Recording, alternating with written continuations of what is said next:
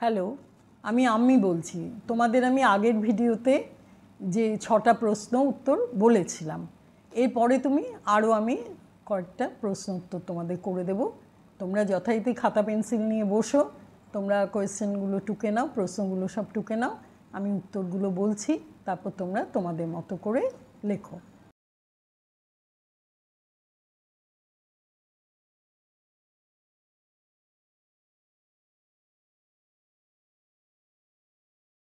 তাহলে শুরু করছি আমি। এটা 7 নম্বর প্রশ্ন দিয়ে শুরু। অন্ধকারের আবরণের মধ্যে চোরের মতো নিঃশব্দে বাহিরে আসিয়া সে আশ্বস্ত হইল। ক, সে কে? খ, কেন চোরের মতো বেরিয়ে এলো? গ, আশ্বস্তই বা হলো কেন? ক, সে কে? সে বলতে অমরের বউ কিশোরী শৈলকে বোঝানো হয়েছে। অত্যন্ত ভীতু স্বভাবের মানুষ শৈল। তার একটাই দোষ, মিথ্যে অতিকথন, অর্থাৎ বানিয়ে বানিয়ে কথা বলা। খ, কেন চোরের মতো বেরিয়ে এলো? কলকাতা প্রবাসী হরেনবাবুর মেয়ে বউয়েরা যখন প্রতিবেশী অমরের বাড়িতে যান এবং নতুন বউ শৈলের সঙ্গে আলাপ করেন, তখন শৈল তার বাপের বাড়ির অবস্থা অত্যন্ত সচ্ছল ইত্যাদি সব কথা বানিয়ে বানিয়ে অতিথিদের বলে। এসবের মাঝখানে সে বলেও ফেলে যে অমরের প্রয়োজনে তার বাবা অমরকে আর্থিক সাহায্য করেন। শৈলর শাশুড়ি এতে অত্যন্ত অপমানিত বোধ করেন এবং স্থির করেন যে তার ছেলে অমর বাড়িতে এলে তিনি এ ব্যাপারে অমরকে জিজ্ঞাসাবাদ করবেন এবং পুরো ব্যাপারটা মিথ্যে প্রমাণিত হলে তিনি শৈলকে শাস্তি দিতেও পিছপা হবেন না। এরপর জানা গেল যে অমর দিন 10 ছুটিতে দেশে আসছে। এই কথায় শৈলর মাথায় আকাশ ভেঙে পড়ল এবং অমর যেদিন বাড়িতে এলো, বাইরে অমরের চেঁচামেচি শুনে শৈল রীতিমতো ভয় পেয়ে গেল এবং বাইরে বেরিয়ে প্রকৃতপক্ষে কী ঘটেছে তা দেখতে এসেছিল। গ, আশ্বস্তই বা হলো কেন? শৈল ভয়ে বাইরে বেরিয়ে এসে দেখতে পেল যে তার স্বামী অমর একটা কুলির সঙ্গে পয়সা নিয়ে তর্ক করছে। শৈল আশ্বস্ত হলো এই ভেবে যে তার অপরাধের কথা এখনও তার স্বামী জানতে পারেননি। ঠিক আছে, এবার আসছি আমি 8 নম্বর প্রশ্ন। সেই জন্যেই তো তোমার পথ চেয়ে দাঁড়িয়ে আছি বাবা। ক, বক্তা কে এবং কাকে বলেছেন এই কথা? খ, বক্তা কেন তার পথ চেয়ে দাঁড়িয়ে আছেন?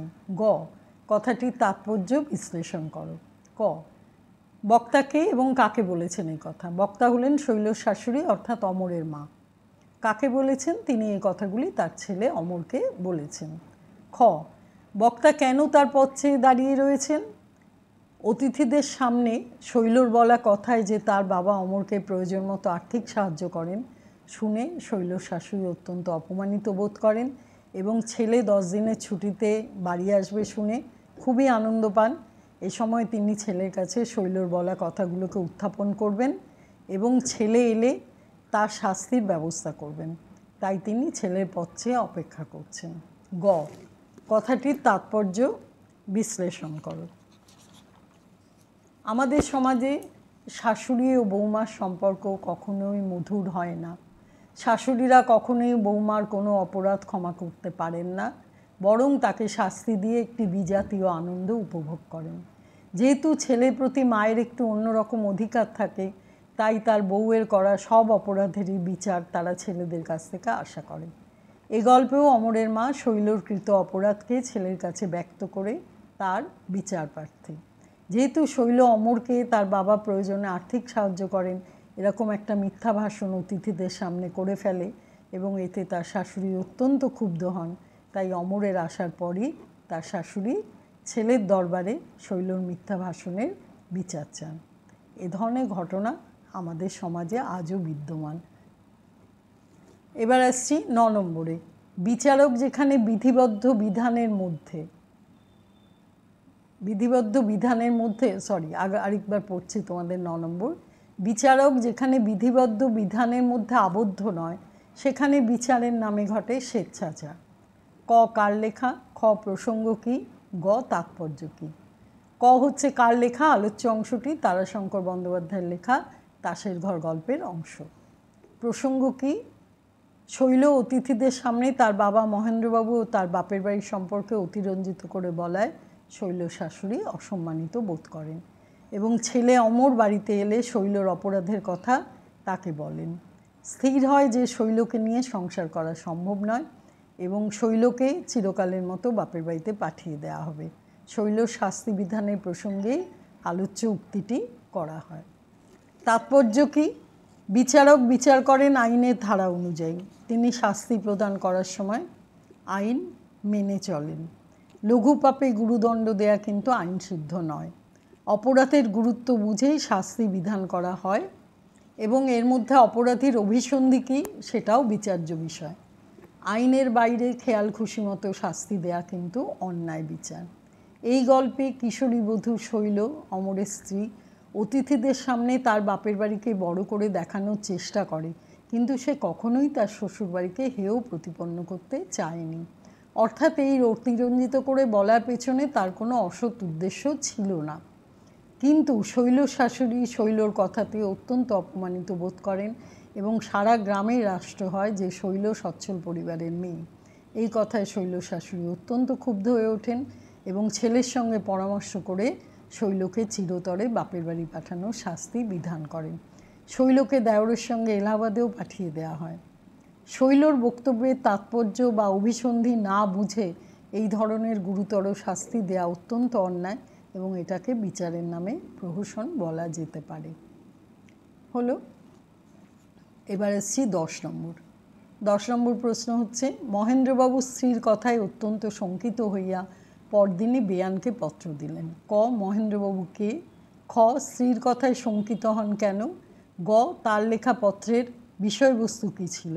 ঘ. পত্রটি প্রাপকের মনে কোনো প্রভাব ফেলেছিল কি? ক. মহেন্দ্রবাবুকে। মহেন্দ্রবাবু হলেন তাসের ঘর কাহিনীর মুখ্য চরিত্র শৈলর বাবা এবং অমরের শ্বশুরমশাই। তিনি এলাহাবাদ নিবাসী এবং ছোটোখাটো কন্ট্রাক্টরি ব্যবসা করেন। খ. স্ত্রীর কথায় শঙ্কিত হন কেন? মহেন্দ্রবাবুর স্ত্রী অর্থাৎ শৈলর মা তার স্বামীকে জানান যে শৈল প্রায় 2 মাসের উপর বাপের বাড়িতে এসেছে, কিন্তু তার শ্বশুরবাড়ির থেকে কোনো খোঁজখবরই কেউ নেয়নি। তবে শৈল সারাক্ষণই শ্বশুরবাড়ির প্রশংসা করে, কিন্তু তারা কেন খোঁজখবর নেয় না সে ব্যাপারে শৈল কিছুই বলতে চায় না। শৈলর মায়ের কথায় মহেন্দ্রবাবু পরের দিনই বেয়ানকে চিঠি পাঠিয়ে দেন। শৈলর শ্বশুরবাড়িতে কিছু ঘটনা ঘটেছে এই ভাবনায় মহেন্দ্রবাবু শঙ্কিত হয়ে পড়েন। ঘ. তার লেখা পত্রের বিষয়বস্তু কী ছিল? মহেন্দ্রবাবু চিঠিতে লেখেন যে শৈলকে তারা পুত্রবধূরূপে গ্রহণ করে অশেষ অনুগ্রহ করেছেন, কিন্তু এই 2 মাসে তাদের তরফ থেকে কোনো পত্র না আসায় তিনি খুব চিন্তিত এবং তিনি অনুমান করেছেন যে শৈল কোনো রকম অপরাধ করেছে। সে সম্পর্কে তিনি জানতে পারলেন নিজ হাতেই শাস্তির বিধান করবেন। পত্রের শেষে তিনি লেখেন যে শৈলর মুখে তিনি জামাইয়ের আর্থিক উন্নতি, কলকাতায় জায়গা কেনা এবং শীঘ্রই দালান দেয়া হবে এসব শুনেছেন। তার দেওরের পরীক্ষার ভালো ফল করার কথাও তিনি শুনে খুব আনন্দিত। ঘ. পত্রটি প্রাপকের মনে কোনো প্রভাব ফেলেছিল কি? পত্রটি পড়ে অমরের মা খুব খুশি হন এবং বুঝতে পারেন যে শৈল তার শ্বশুরবাড়িকেও বাপের বাড়ির কাছে খুব ধনী বলে বর্ণনা করেছে। এছাড়া শ্বশুরবাড়ির সকলেই যে প্রতিষ্ঠিত সে কথাও বলেছে। শৈলর প্রতি তার শাশুড়ির চরম লাঞ্ছনাও কিন্তু শৈলর মনে এতটুকু বিদ্বেষ জাগায়নি। শৈল যে সত্যিই গৃহলক্ষ্মী কথা তিনি বুঝতে পারেন এবং বেয়াইকে তিনি জানান যে বৌমা তার ঘরের লক্ষ্মী, লক্ষ্মীর কোনো অপরাধ হয় না।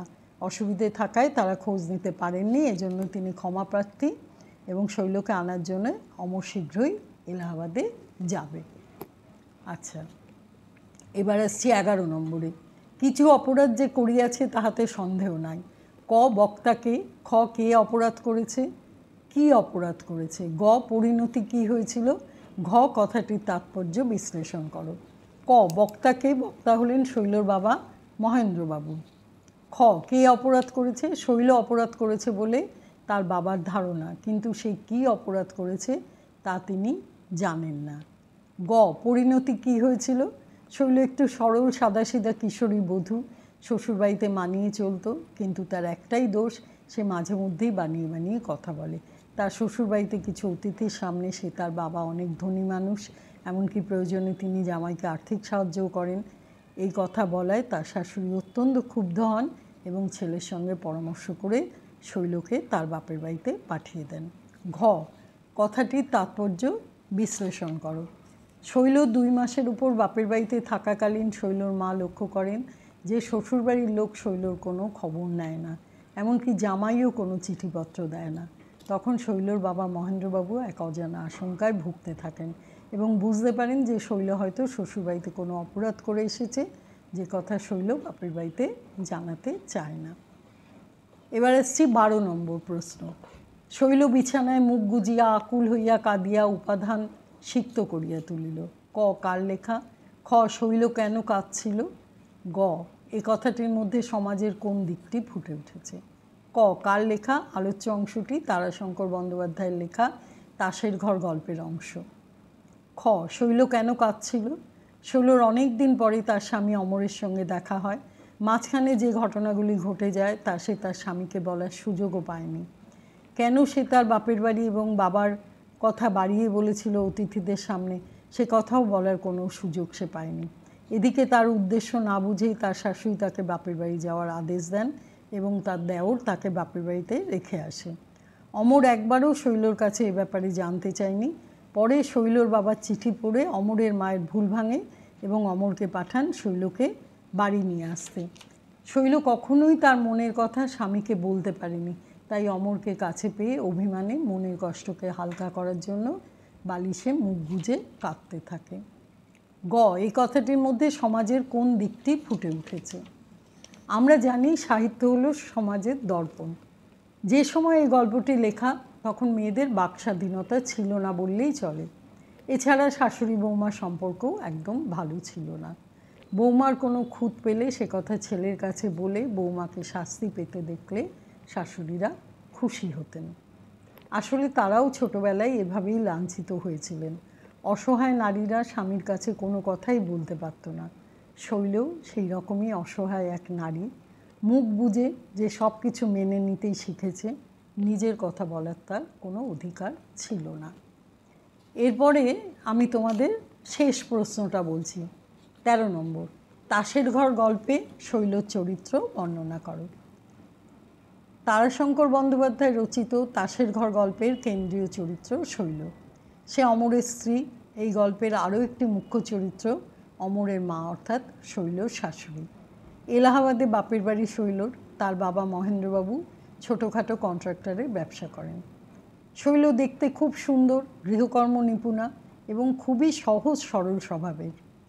সে তার বিধাতা দত্ত রূপ নিয়েও সচেতন নয়, খুব মৃদুভাষিণী এবং শাশুড়ির বকুনিতেও সে রাগ না করে মেনে নেয়। এত গুণের অধিকারী হয়েও শৈলর স্বভাবে একটা মস্ত দোষ আছে, তা হলো অতিকথন বা বাড়িয়ে বলা। সে শ্বশুরবাড়ি থাকাকালীন বাপের বাড়ি সম্পর্কে এত কথা বাড়িয়ে বলে যে শ্বশুরবাড়ির লোকেরা বিরক্ত বোধ করে, কারণ সকলেই বুঝতে পারে যে সবই মিথ্যা। আর শ্বশুরবাড়িতে বলা এই অতিকথনের ফলেই তাকে বাপের বাড়িতে পাঠিয়ে দেওয়া হয়েছিল।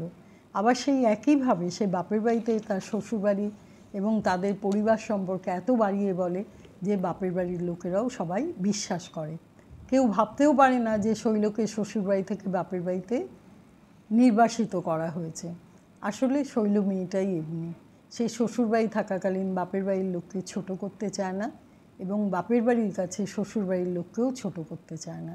কিন্তু প্রথমে লোকে তাকে ভুল বোঝে, আবার পরে শৈলর শাশুড়ি তার বেয়াই মশাইয়ের চিঠি পেয়ে শৈলর মানসিকতা বুঝতে পারেন এবং তাকে ফিরিয়ে আনেন। শৈলর এই অতিকথনের উদ্দেশ্য কিন্তু মহৎ। কিছু সাময়িক ভুল বোঝাবুঝি হলেও শৈল কিন্তু আবার তার জায়গা ফিরে পায়। তাহলে এটাই হলো মোটামুটিভাবে তাসের ঘর গল্পের প্রশ্ন এবং তার সম্পর্কে আমি যে উত্তরগুলো দিলাম এগুলো তোমরা একটু ভালো করে পড়ে নিও, আরেকবার দেখো। আর তোমাদেরও কিছু যদি বলার থাকে তোমরাও তার সঙ্গে এগুলোও যোগ করলে পরে উত্তরটা আরও ভালো হবে। আশা করি তোমরা বুঝতে পেরেছো। যদি তোমাদের পছন্দ হয়ে থাকে তাহলে লাইক, শেয়ার আর সাবস্ক্রাইব করো। আজকে তাহলে এই পর্যন্ত। ভালো থেকো তোমরা।